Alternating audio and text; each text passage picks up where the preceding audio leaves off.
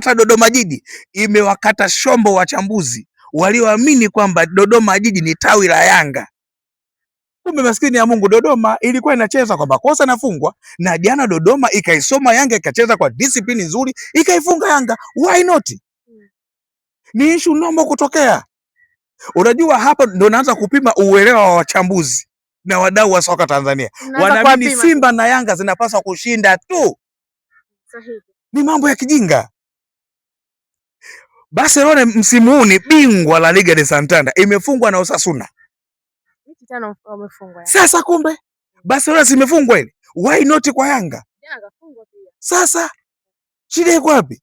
Kwa hiyo leo nataka uamini tu Simba itaka kushinda tu, Yanga itaka kushinda tu. Hapana, huu ni mpira, ndani yake kuna makosa kimpira. Ndio maana wataalamu wakaenda mbali, one mistake one goal.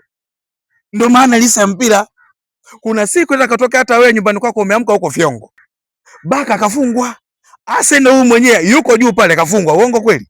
Sasa mbona unapiga kelele? Ni issue ya kawaida. Mimi nilitamani kuona wachambuzi nchi hii wanapongeza mpango kazi wa kocha Amani Josia.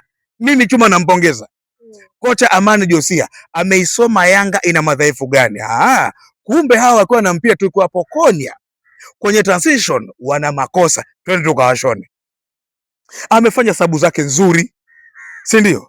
Ameingia Mbundo, unaona kabisa imekuja improvement kubwa. Ameingia Waziri Junior Shentembo, imekuja improvement kubwa. Yani mimi nasikitika kuona wachambuzi nchi hii. Yani Yanga utakiwa kuinanga. Wanapata vizuri, unainanga, yani sio mtu wa mpira. Mpira ni mchezo wa makosa. Yanga hii mpaka dakika hii ingetokea hajafungwa mpaka dakika ungesikia makelele mengi. Hawa wananunua mechi. Ndio kwa nasema tu juzi hapa kwamba Yanga inanunua mechi. Haya, Yanga imefungwa. Yanga simefungwa. Haya, mnasemaje? Haipaswi kufungwa. Hivi Yanga na Barcelona ipi timu bora?